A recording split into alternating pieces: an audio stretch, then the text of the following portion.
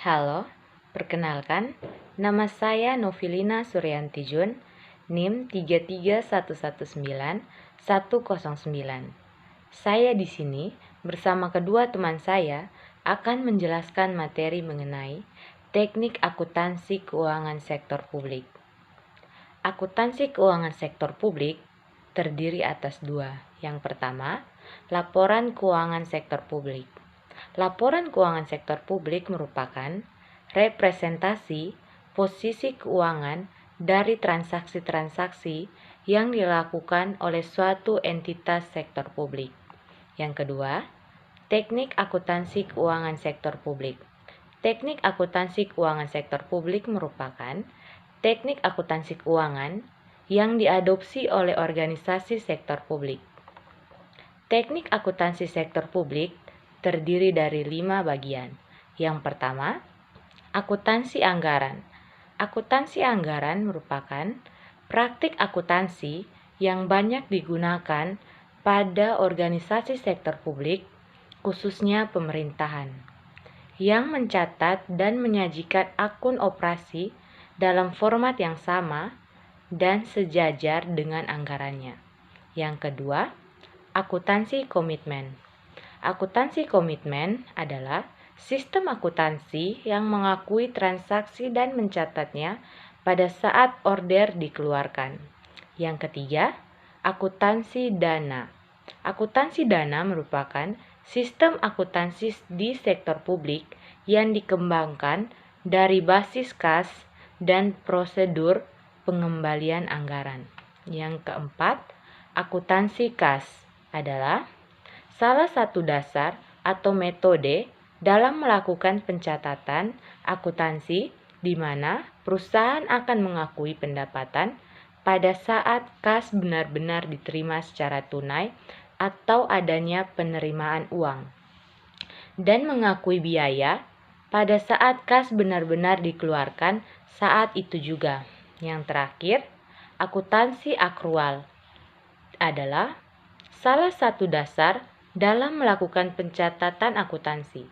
Pendapatan dan biaya diakui pada saat terjadinya transaksi tanpa memperhatikan apakah terjadinya penerimaan atau pengeluaran kas.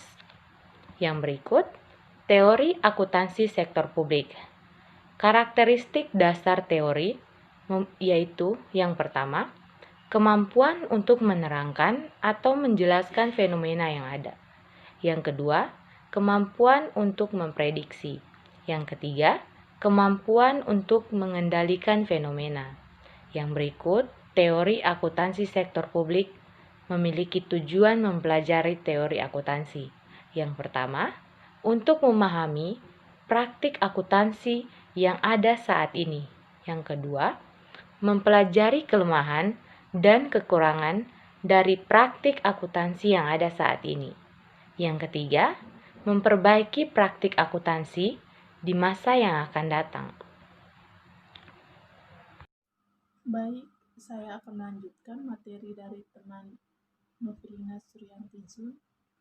Perkenalkan, nama lengkap saya Lucia Octaviana Oseloli, NIM 33119-127.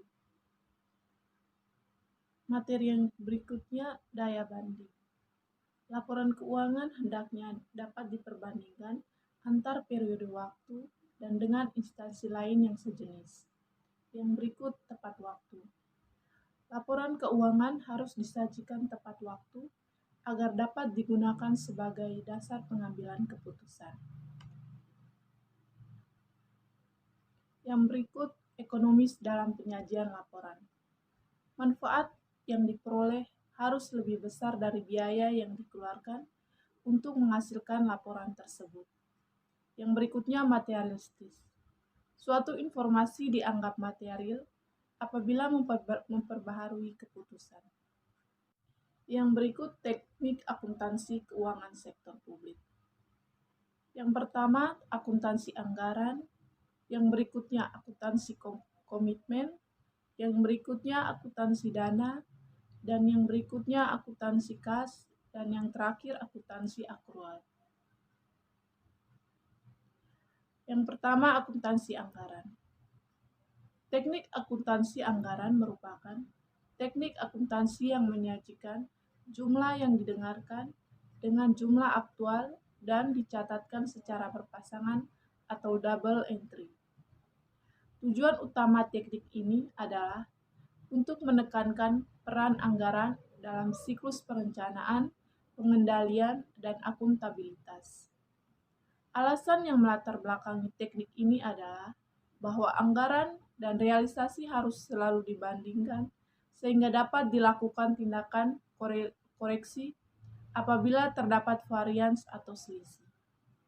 Kelemahan teknik akuntansi anggaran adalah terlalu kompleks. Yang berikutnya, akuntansi komitmen. Akuntansi komitmen adalah sistem akuntansi yang mengakui transaksi dan mencatatnya pada saat order dikeluarkan. Akuntansi komitmen dapat digunakan bersama-sama dengan akuntansi kas atau akuntansi akrual. Tujuan utama akuntansi komitmen adalah untuk pengendalian anggaran.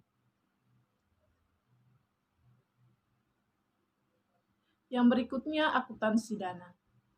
Teori akuntansi dana pada awalnya dikembangkan oleh Father pada tahun 1947 untuk tujuan organisasi tertentu.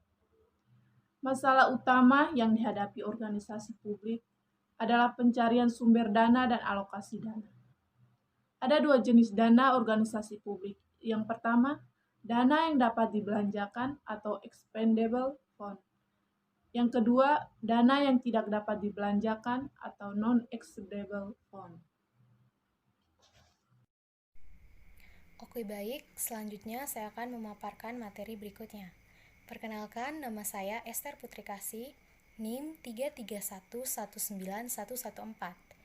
Akuntansi dana. Akuntansi dana terbagi menjadi dua, yaitu expendable fund and non-expendable fund. Expendable fund sendiri digunakan untuk mencatat nilai aktiva, utang, perubahan aktiva bersih, dan saldo dana yang dapat dibelanjakan untuk kegiatan yang tak bertujuan mencari laba, yaitu digunakan pada government fund. Dan yang kedua, non-expendable fund, digunakan untuk mencatat pendapatan, biaya, aktiva, utang, dan modal untuk kegiatan yang sifatnya mencari laba, digunakan pada organisasi seperti property fund. Dan selanjutnya mengenai akuntansi kas. Penerapan akuntansi kas sendiri yaitu pendapatan dicatat pada saat kas diterima, sedangkan pengeluaran dicatat pada saat kas dikeluarkan.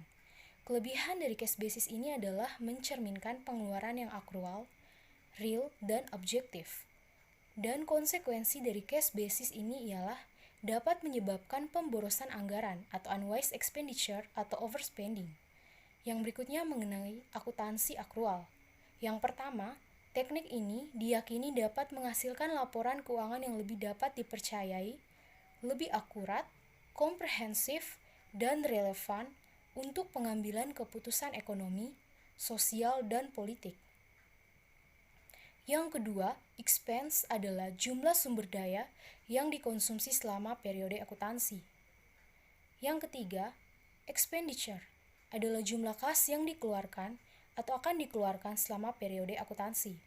Yang keempat, pengaplikasian accrual basis dalam akuntansi sektor publik, yaitu pada dasarnya sendiri untuk menentukan cost of service dan charging for service. Berikutnya ialah perbedaan antara akuntansi berbasis kas dan berbasis akrual. Yang pertama, basis kas. Penerimaan kas dikurangi pengeluaran kas sama dengan perubahan kas. Yang kedua ialah basis akrual. Pendapatan atau income dikurangi biaya-biaya sama dengan rugi atau laba atau dengan kata lain surplus atau defisit. Yang ketiga, pendapatan atau income. Penerimaan kas selama satu periode akuntansi dikurangi saldo awal piutang ditambah dengan saldo akhir piutang. Yang keempat ialah biaya. Kas yang dibayarkan selama satu periode akuntansi dikurangi saldo awal utang ditambah dengan saldo akhir utang. Berikutnya ialah materi terakhir mengenai single entry and double entry. Single entry pada awalnya digunakan sebagai dasar pembukuan dengan alasan utama demi kemudahan dan kepraktisan. Dan yang kedua, pengaplikasian pencatatan transaksi dengan sistem double entry ditujukan untuk menghasilkan laporan yang auditable and traceable. Kedua hal ini merupakan faktor utama untuk menghasilkan informasi keuangan yang dapat dipertanggungjawabkan kepada publik. Dengan sistem double entry, maka dapat dilakukan pengukuran kinerja secara lebih tepat. Itulah hasil dari pemaparan materi di kelompok kami. Kiranya dapat bermanfaat bagi kita semua. Terima kasih.